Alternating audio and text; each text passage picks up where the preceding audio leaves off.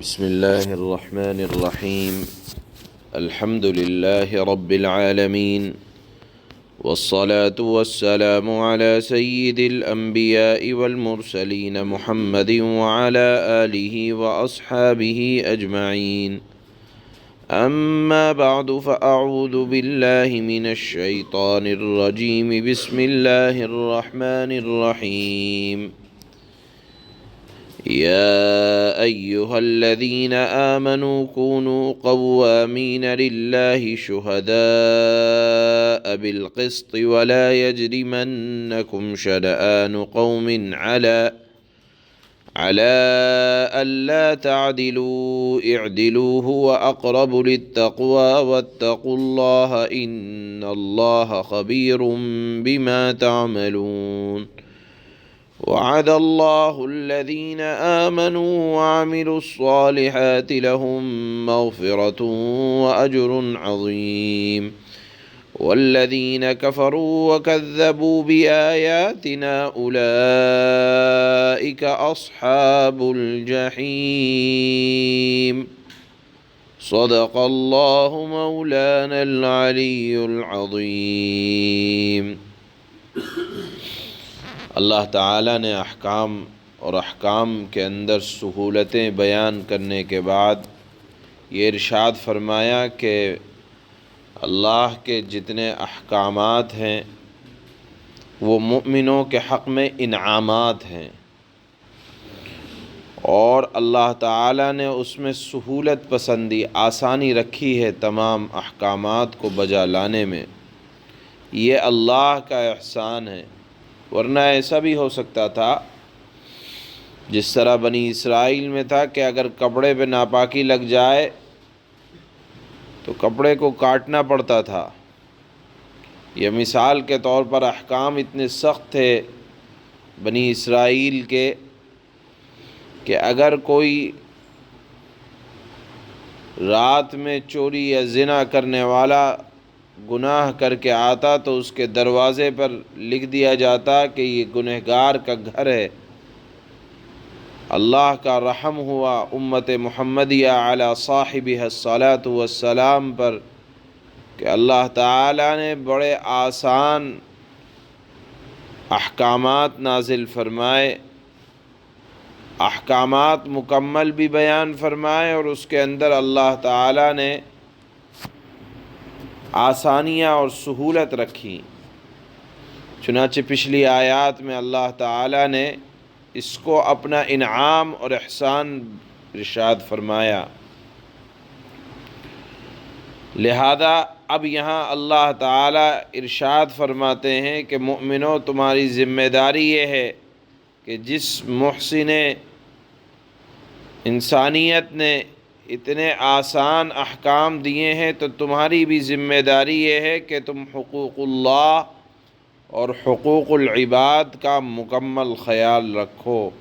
اللہ کونوا قوامین للہ، اس سے علماء نے فرمایا ہے کہ حقوق اللہ کی طرف اشارہ ہے کہ اللہ تعالیٰ کے لیے پوری پابندی کرنے والے، اللہ کے لیے پابندی کرنے والے یعنی اللہ کے احکامات کی پوری پابندی کرنے والے بنو۔ اسی طرح شہداء بالقسط لکھا ہے کہ اس جملے کا مطلب یہ ہے کہ بندوں کے حقوق کو ادا کرنے والے بنو، یعنی اللہ کے حقوق کے ساتھ ساتھ بندوں کے حقوق کو ادا کرنے والے بنو،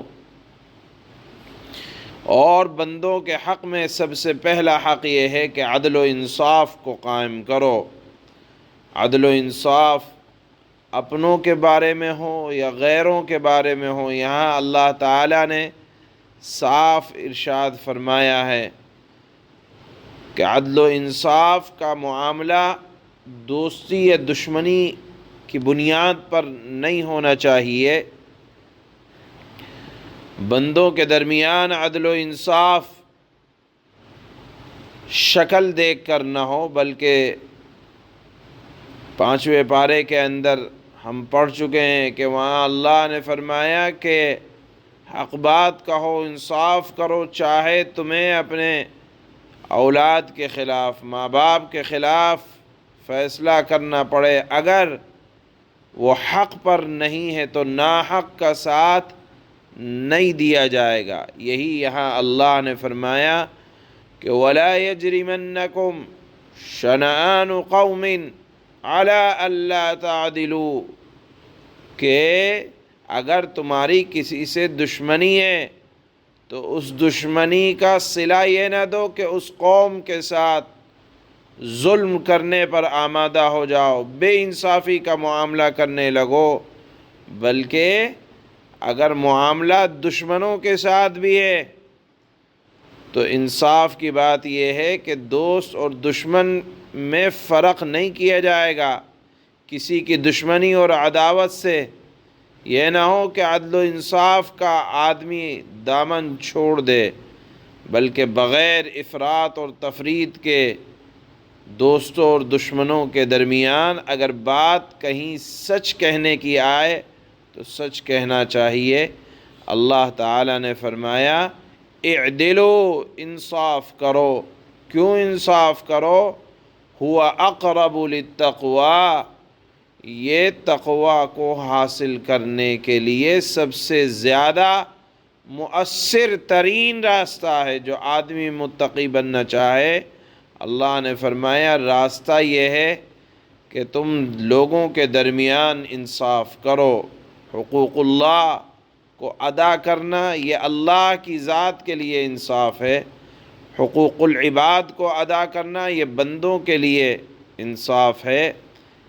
یہ عدل ایک بہت بامعنی لفظ ہے جو اپنے اندر بہت سے مضامین کو سمیٹے ہوئے ہے۔ اس کے بعد اللہ نے فرمایا کہ دیکھو دنیا میں دو طریقے کے لوگ ہوتے ہیں، ایک صاحب ایمان اور ایک وہ جن کے پاس ایمان کی دولت سے جو محروم ہیں۔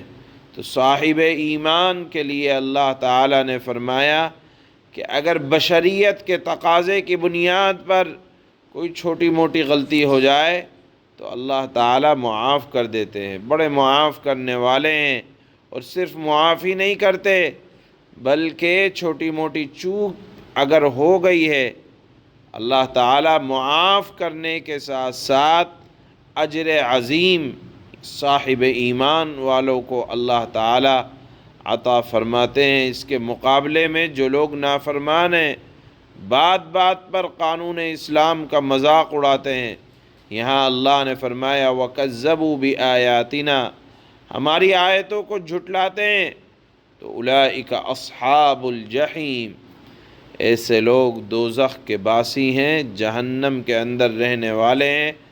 اللہ تعالیٰ کو آیتوں کا جھٹلانا، مضامین کا نظر انداز کرنا، قرآنی مضامین کا اللہ تعالیٰ کو انتہائی ناپسند ہے، جس کا مظاہرہ اللہ نے یہاں اخیر کی آیت میں فرمایا ہے۔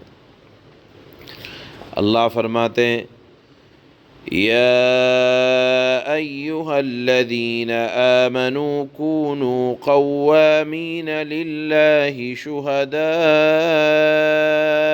بالقسط، اے ایمان والو ایسے بن جاؤ کہ اللہ کے احکام کی پابندی کے لیے ہر وقت تیار رہو، دن کا اجالا ہو، رات کا اندھیرا ہو، اپنے گھروں میں ہو، باہر ہو، ہر وقت اللہ کے احکام کی پابندی، کوئی حکم آ جائے اللہ کا کبھی چھوٹنا نہیں چاہیے۔ یہ اس آیت کا پہلا مطلب ہے، یا آیت کے پہلے حصے کا مطلب یہ ہے کہ اللہ کی پابندی کے لیے ہر وقت تیار رہو اور انصاف کی گواہی دینے والے رہو، انصاف کرو، اور اگر کہیں گواہی دینے کی بات پیش آئے تو گواہی دو، اس میں پیچھے نہ ہٹو۔